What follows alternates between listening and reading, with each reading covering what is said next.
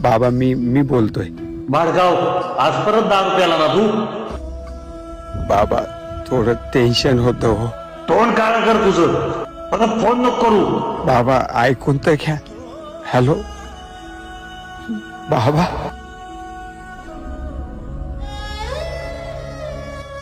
बघतोय ना तू. अरे काय चुकी आहे माझी. मी मुलगा ही. मी दारू पिलोय हे सगळ्यांना दिसतंय.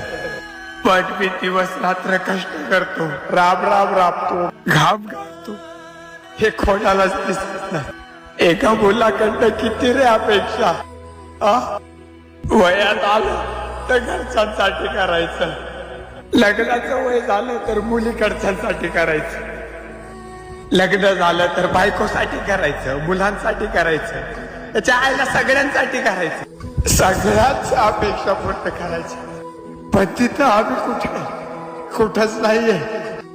आम्हा मुलांना जर एखादी वस्तू आवडली ती विकत घ्यायची तर आम्ही म्हणतो पगार झाल्यावर घेऊया. आणि महिनाभर काम करतो, शेवटी पगार होतो, पगार हातात येतो, आम्ही खुश होतो. पण म्हणतो चला आवडीची वस्तू घेऊया. पण आम्ही म्हणतो नाही, आधी लोकांचं देणं देऊया. मग काय काही पैसे घरी पाठवतो, काही light bill, gas bill, room rent. त्याच्या आईला पैसा असा येतो असा आज निघून जातो. परत काय तर तेच. बघू पगार झाल्यावर. यातच मुलांचे कितीतरी स्वप्न ताटकाळत उभे असतात.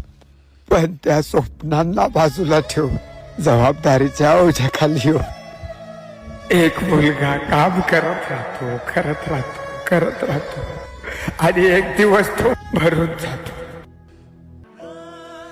पण त्या मुलाला स्वतःसाठी काहीच घेणं होत नाही.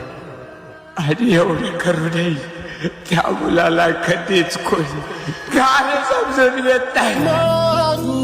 कसा मी